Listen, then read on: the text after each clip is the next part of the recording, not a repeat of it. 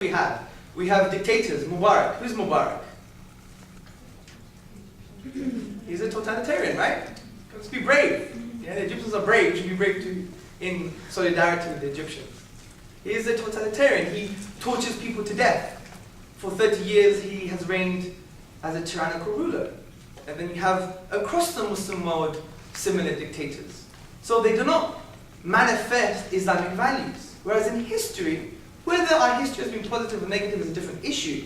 But in history, Islamic values were more or less implemented. And when we go to history, we see that actually Islam was not anti-progress, but facilitated progress. For example, if we go to the book, The Intellectual Development of Europe, by John W. Draper, he says, I have to deplore the systematic manner in which the literature of Europe has continued to put out of sight our obligations to the Mohammedans, i.e. the Muslims.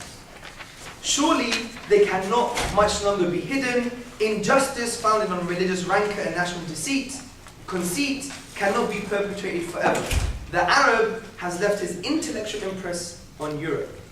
Also, we have a scholar of medieval European literature, Maria Rosa Menacourt, and she says, Westerners, specifically Europeans, have great difficulty in considering the possibility that they're in some way seriously indebted to the Arab world, in other words, the Muslim world.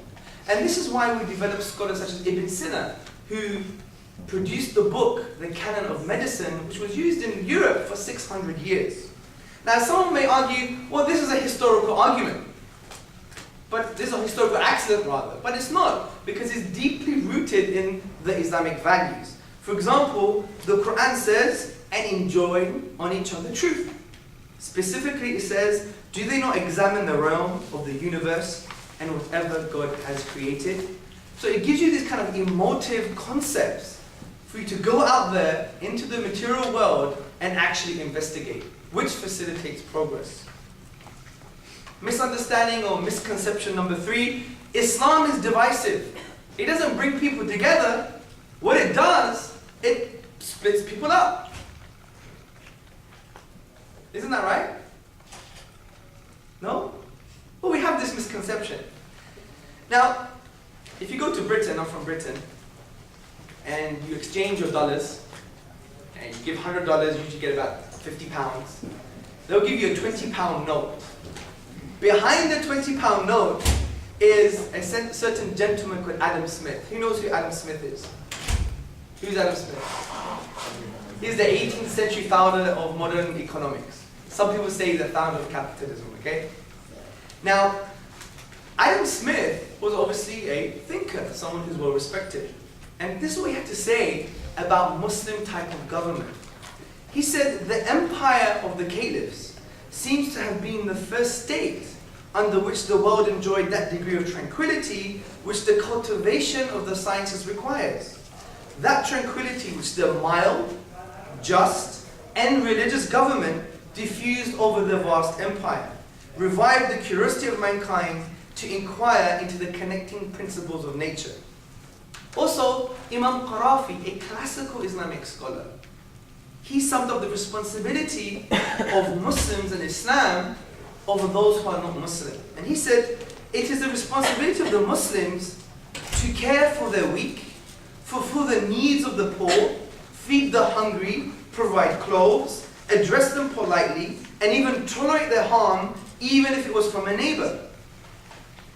So the point here is that historically, and from a classical tradition perspective, Islam hasn't been used as a divisive force, but rather as a cohesive force.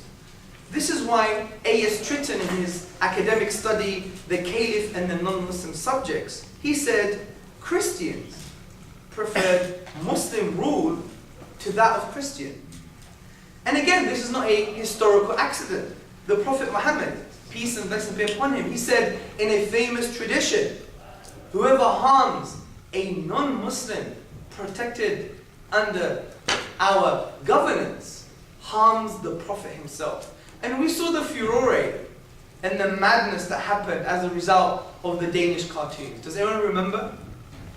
100 people died in Europe. Embassies were burnt because the Muslims wanted to defend the honor of the Prophet Muhammad, peace and blessing be upon him. But this tradition is telling us, if you harm a non-Muslim under our protection, it's equivalent of harming the Prophet himself. Also the Quran, which again, as you know, is the book of the Muslim, says, O you who believe, be steadfast witnesses for God in justice, and let not the hatred of others make you swerve from justice. Be just, for that is closer to your duty.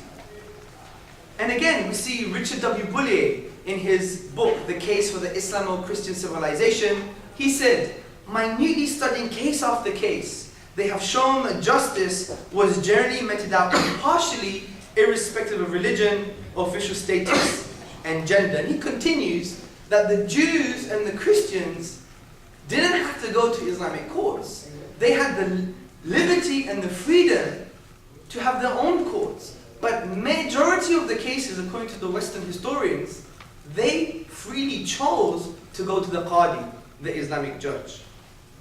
So Islam is not divisive at all.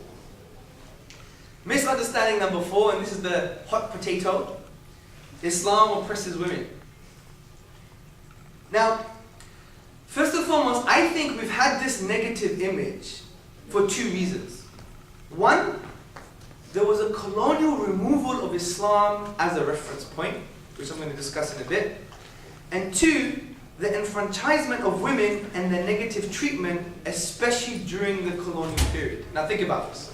When the colonialists took over Muslim lands, what they did, they actually implemented some type of colonial political agenda. And part of that agenda was to basically divorce people from their tradition, which was Islam. So one could argue the colonial period didn't have very healthy views about women.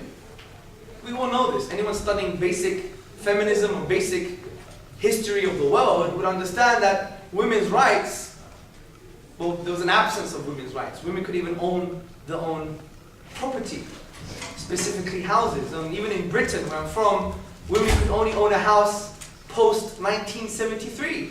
Before that, they had to have their husband to co-sign. So, because of that happened, there was a huge impact. So you had things like forced marriages, which, to be honest, if we're going to certain interpretations of the Hindu tradition, it's part of the Hindu cultural tradition. We have oppression, we have female genital mutilation, and we have honor killings. So this is one of the reasons why the Muslim world generally has not treated its women in a fair or just manner. Because of that colonial removal of Islam from its people. Also, what we need to understand as well, that we must not jump into alien narratives. What do I mean by this? Now, in the West, of course, we have this concept called equality. We have to be the same. I think this term, though, is ill-defined. Let me tell you why. Because what that does, it now creates the man as the yardstick. And this is the issue that Muslims have. And we would want to discuss this in a humble way. That look, man is not the yardstick for women. The yardstick for humanity from an Islamic spiritual context is actually God.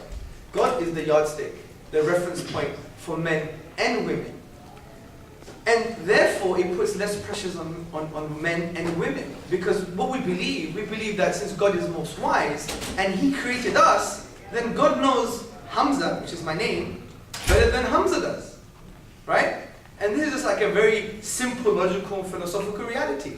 So the point is, when God legislates or commands things for women and men, some of which are the same from a spiritual, intellectual context, but some are also different from a social context, then what we do as human beings want to submit to the will of Allah, to the will of God, we say, well, this is the right thing to do. And it produces positive results.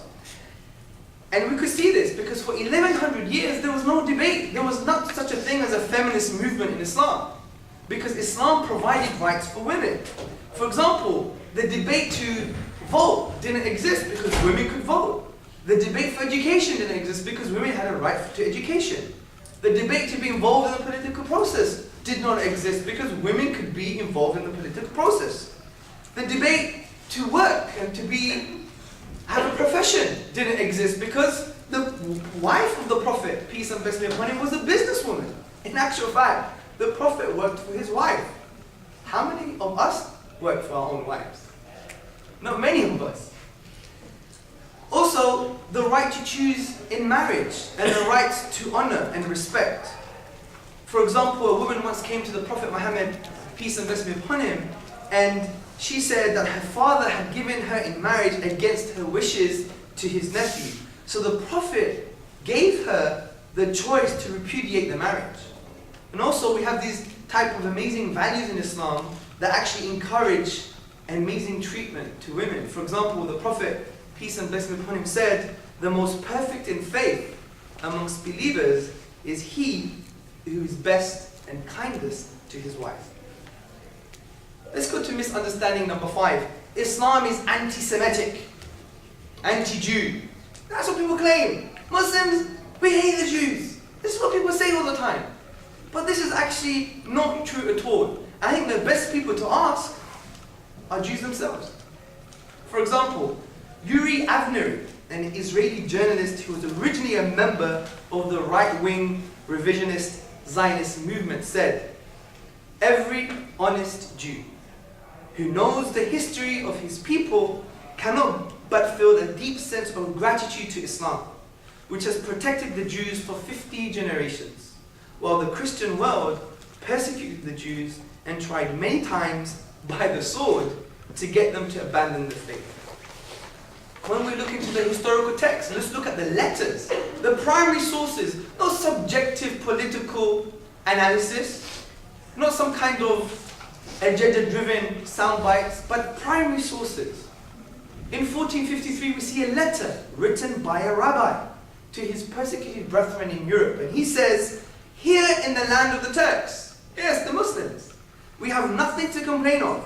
We possess great fortunes, much gold and silver in our hands. We are not oppressed with heavy taxes, and our commerce is free and unhindered. What about another Jew? A contemporary Jew. You could even email him. His name is Zayn Zohar.